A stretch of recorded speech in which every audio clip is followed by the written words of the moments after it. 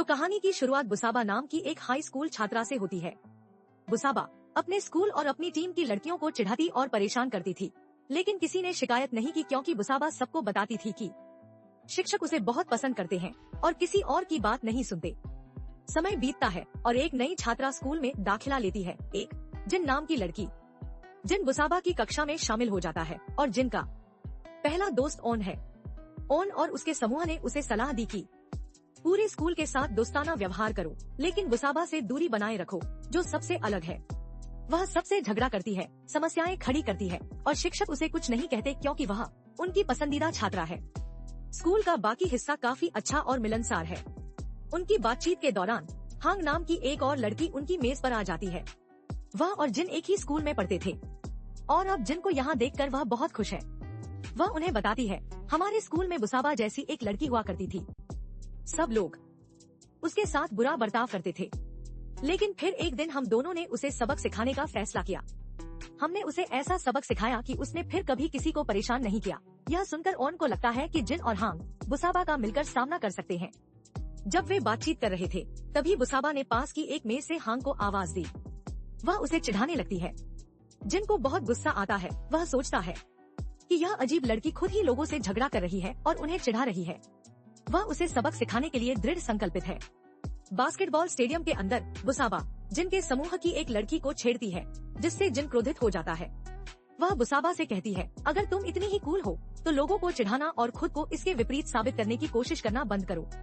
तुम्हें मुझे हराना चाहिए ताकि हर कोई मान ले कि तुम कूल हो। बुसाबा ने चुनौती स्वीकार कर ली। दोनों के बीच एक मैच होता है और जिन जीत जाता है। इसके परिणामस्वरूप बुसाबा को अपमानित होना पड़ता है। वह जिन पर अपना गुस्सा निकालने की कोशिश करती है और जैसे ही वह उसे मारने वाली होती है, कोच आ जाता है और बुसाबा को अपने साथ ले जाता है। मैच के लिए समूह फिर से इकट्ठा होता है और जिन उनसे पूछता है, क्या आपने कभी सोचा है कि बुसाबा ऐसा क्यों करती है? लड़कियों ने बताया, क्योंकि हमारी सीनियर बुसाबा फेल हो गई थी और फिर से हमारे साथ जुड़ गई। इसीलिए वह अपना गुस्सा हम पर निकालती है और हमें चिढ़ाती है। क्योंकि वह कक्षा में अच्छा प्रदर्शन करती है, इसलिए शिक्षक उसे पसंद करते हैं। इसीलिए हम उससे कुछ नहीं कह सकते। उस समय वे खाना खा रहे थे। खाना खाते समय जिन अपने कपड़ों पर कुछ गिरा देती है। जब वह उसे साफ करने जाती है तो उसकी मुलाकात गन नाम के एक लड़के से हो जाती है। वह जिन के साथ बहुत दोस्ताना व्यवहार करने की कोशिश करता है, लेकिन तभी जिन का दोस्त पीछे से आता है और उसे उससे बात न करने के लिए कहता है। अगर बुसाबा को पता चल गया तो वह तुम्हारे पीछे पड़ जाएगी क्योंकि गन उसकी दोस्त है। जिन अपनी दोस्त की बात सुन लेती है, लेकिन कुछ दिनों बाद खुद गन जिन से संपर्क करता है क्योंकि उसे जिन पसंद आने लगी है। जिन भी उससे बात करना शुरू कर देता है और इस तरह वे दोस्त बन जाते हैं। जिन इसी तरह चलता रहता है जब तक कि एक दिन स्कूल में एक बड़ा बदलाव नहीं आ जाता। बुसाबा ने जिन को फोन किया और कहा, आज से हम लड़ाई नहीं करेंगे। मैं अपने काम से काम रखूंगी। मैं तुम्हारे दोस्तों को परेशान नहीं करूंगी और तुम भी अपने काम से काम रखो। मेरे मामलों में दखल मत दो। जिन सहमत है। इसके बाद बुसाबा उससे उस अकादमी में साथ चलने के लिए कहती है जहाँ वह छोटे बच्चों को पढ़ाया करती थी। जिन उससे कहती है कि वह अपनी दोस्त गन को अपने साथ ले जाए, लेकिन बुसाबा कहती है, नहीं, वह ऐसा नहीं करेंगी। वो आजकल एक लड़की से बात कर रहा है। यह सुनकर जिन को अपराध बोध होता है क्योंकि यही वह लड़की थी जिससे जिन बातें किया करता था। बुसाबा को धोखा देने के अपराध बोध से ग्रस्त होकर वह बुसाबा के साथ जाने के लिए सहमत हो जाती है, लेकिन पता चला कि बुसाबा यह सब सिर्फ उसे चिढ़ाने के लिए कर रही थी। वह उसे क्लास में ले जाती है और अपने दोस्तों के साथ मिलकर उसका मजाक उड़ाती है। जिन इस गुस्ताखी से इतनी क्रोधित हो जाती है कि वह शिक्षकों को बताने का फैसला करती है, लेकिन बुसाबा उससे कहती है कि वह जिसे चाहे बता दे, इससे कोई फर्क नहीं पड़ेगा। इसी समय गन उसे फोन करता है और उसे समझाता है कि बुसाबा से दूर रहो और सब ठीक हो जाएगा। इसी बीच बुसाबा को इस बात के भी सबूत मिलते हैं कि गन एक लड़की से बात कर रहा था। वह इस सबूत को लेकर गन को दिखाती है और इस तरह गन पकड़ा जाता है। उसके और बुसाबा के बीच लड़ाई छिड़ जाती है। गन बस उससे रिश्ता तोड़ने का मौका चाहता था क्योंकि वह उससे पहले ही तंग आ चुका था, तो वह करता है। इससे बुसाबा इतनी क्रोधित हो जाती है कि वह गन को पीटना शुरू कर देती है और कोच उसे रोकने के लिए आता है। बुसाबा की असली पहचान सबके सामने उजागर हो जाती है। वह एक अच्छी लड़की नहीं, बल्कि एक आक्रामक लड़की है। परिणामस्वरूप स्कूल प्रबंधन बुसाबा को स्कूल से निष्कासित करने का फैसला करता है, जिससे बुसाबा और भी क्रोधित हो जाती है। पूरा स्कूल इस बात से भयभीत है कि बुसाबा जाने से पहले कुछ ऐसा कर सकती है जिससे उन सभी के लिए मुसीबत खड़ी हो जाएगी। अगला दिन आ गया। स्कूल में कुछ नहीं होता और जब छात्रों को पता चलता है कि बुसाबा आखिरकार चली गई है तो वे अत्यधिक प्रसन्न हो जाते हैं, लेकिन उनकी खुशी अचानक सदमे और शोक में बदल जाती है। जब उन्हें पता चलता है कि बुसाबा की मृत्यु हो गई है, सभी ने यही मान लिया था कि बुसाबा अपमान सहन नहीं कर पाई और उसने आत्महत्या कर ली। बुसाबा का अंतिम संस्कार किया गया और स्कूल के कई बच्चे, जिनमें एक पूरा समूह भी शामिल था, उपस्थित थे। इसी बीच हमें दिखाया गया कि कोई व्यक्ति कहीं दूर किसी स्थान पर एक अनुष्ठान कर रहा था। इसके बाद बुसाबा के अंतिम संस्कार के दृश्य का पुनः मंचन किया जाता है। बुसाबा का ताबूत अचानक खुल जाता है और ऐसा माना जाता है कि जो भी यह अनुष्ठान कर रहा था वह बुसाबा की आत्मा को जगाने के लिए ऐसा कर रहा था। अंत्येष्टि में उपस्थित सभी लोग इतने भयभीत थे कि वे पूरी रात सो नहीं पाए। वे एक ही कमरे में सो रहे थे। जैसे ही वे सोने वाले थे, अचानक उनके साथियों में से एक जाग गई, मानो बुसाबा उसे बुला रही हो। अचानक एक कुर्सी उसकी ओर मुड़ जाती है, मानो बुसाबा उस पर बैठी हो, और लड़की चीखने लगती है। तीनों लड़कियां उसे शांत करती हैं और उसे वापस सुला देती हैं, यह कहते हुए कि बुसाबा नहीं आ सकी, वह मर चुकी है। अगले दिन वे स्कूल जाते हैं और पता चलता है कि किसी ने बास्केटबॉल कोर्ट पर बहुत सारा कचरा छोड़ दिया है। जांच करने पर उन्हें पता चला कि कचरे में काले जादू की वस्तुएं थी। सफाईकर्मी भी सफाई करने से पहले बहुत डरा हुआ था, क्योंकि इन काले जादू की वस्तुओं का इस्तेमाल किसी भी आत्मा को बुलाने के लिए किया जाता है। सफाईकर्मी की बातें सुनकर चारों लड़कियां भयभीत हो गई। लेकिन अब अभ्यास का समय है, इसलिए वे अभ्यास शुरू कर देते हैं। खेलते समय उनके दोस्तों में से एक बुसाबा की आत्मा को देख लेता है और वह इतनी भयभीत हो जाती है कि बेहोश हो जाती है। होश में आने पर वह सबको बताती है कि उसने बुसाबा की आत्मा को देखा है। उन सभी को एहसास होता है कि किसी ने एक अनुष्ठान किया है और इस अनुष्ठान के माध्यम से बुसाबा की आत्मा को पुनर्जीवित किया गया है, इस दुनिया में वापस लाया गया है। उनकी बातचीत के दौरान सफाईकर्मी अचानक कहीं से प्रकट हो जाता है और अजीब तरह से व्यवहार करने लगता है। इससे चारों लड़कियों को यह पुष्टि हो जाती है कि बुसाबा की आत्मा वास्तव में लड़की के शरीर में प्रवेश कर चुकी है। फिर सफाईकर्मी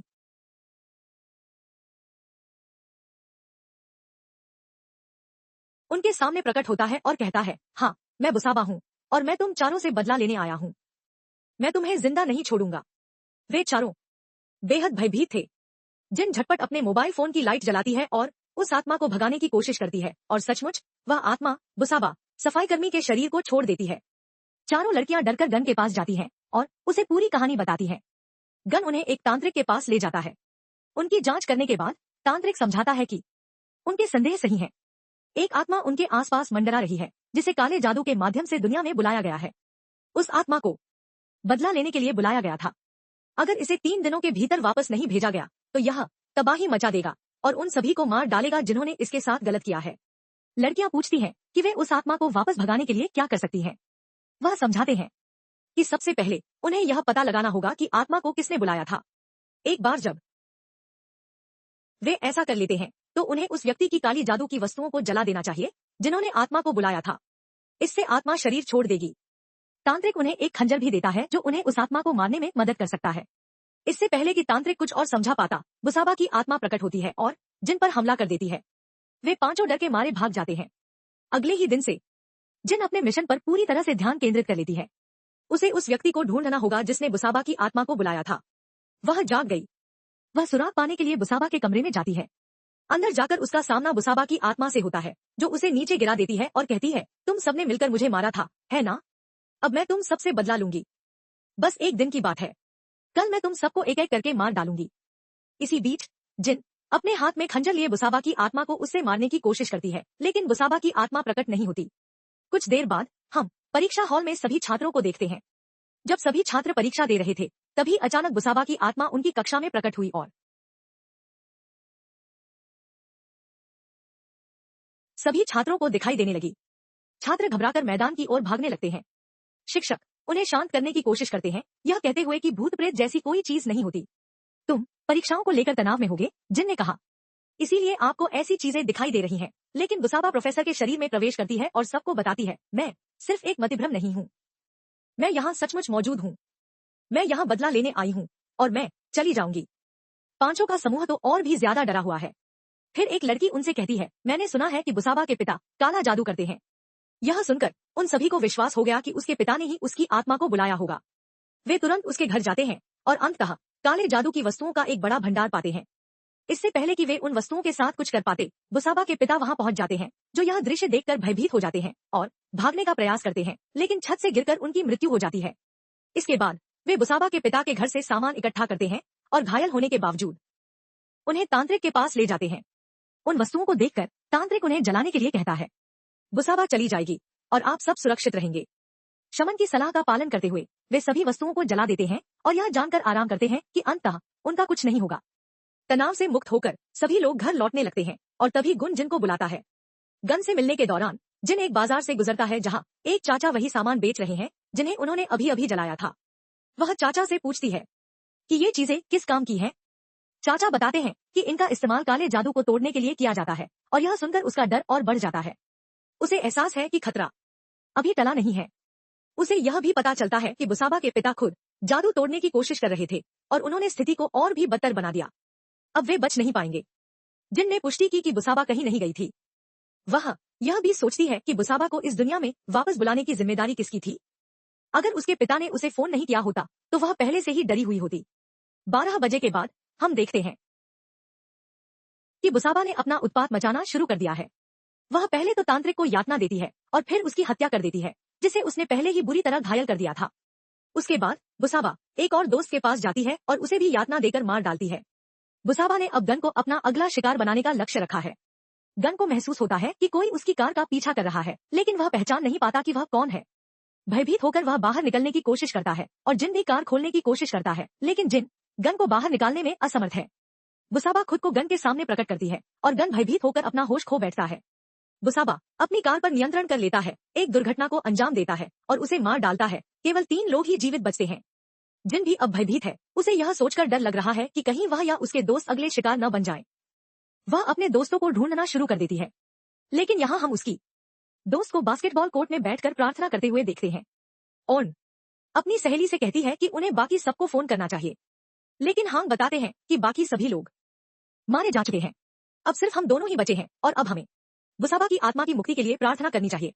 वह उस लड़की की बातों पर आश्चर्यचकित थी। क्या मैंने जो कहा वो गलत था? इन सबके साथ यही होना चाहिए था। क्या तुम्हें याद नहीं तुमने उस रात बुसाबा के साथ क्या किया था? दृश्य फ्लैशबैक में चले जाते हैं और हमें एक बड़ा चौंकाने वाला मोड़ दिखाया जाता है। बुसाबा की मृत्यु नहीं हुई थी बल्कि उसकी हत्या की गई थी। जिस दिन उसे स्कूल से निकाल दिया गया वह बहुत गुस्से में थी। उसने हर चीज के लिए जिन को दोषी ठहराया। उसे ऐसा लगा जैसे उस पर किसी आत्मा का कब्जा हो गया हो। वह जिन पर हमला करने के लिए उसकी ओर बढ़ी लेकिन जिन ने आत्मरक्षा में उसे धक्का देकर दूर कर दिया। बुसाबा दौड़कर रेलिंग के पास गई। वह इमारत से टकरा जाती है जिससे उसका सिर फट जाता है और उसकी मौत हो जाती है। जब उन्हें पता चलता है कि बुसाबा की मौत हो गई है तो वे सब घबरा जाते हैं। उन्हें इस बात का भी डर था कि कहीं उन्हें ही हत्यारा न मान लिया जाए। इस सच्चाई को छिपाने के लिए वे योजना बनाते हैं और एक वीडियो बनाते हैं जो यह खुलासा करता है कि बुसाबा की मृत्यु हो गई है। एक ऐसा वीडियो जो उन सभी को बुसाबा की हत्या के आरोप से बरी कर देता है। फिर ओन हांग से पूछता है, तुम हमारी दोस्त हो फिर भी तुम बुसाबा का समर्थन क्यों कर रही हो? क्योंकि मैं बुसाबा से प्यार करती थी। वह कहती है, तुम्हें यह पता नहीं था और तुमने बुसाबा को मार डाला जिससे मुझे बहुत गहरा दुख हुआ। मैंने बुसाबा की आत्मा को इस दुनिया में बुलाया है ताकि वह तुम सबसे बदला ले सके।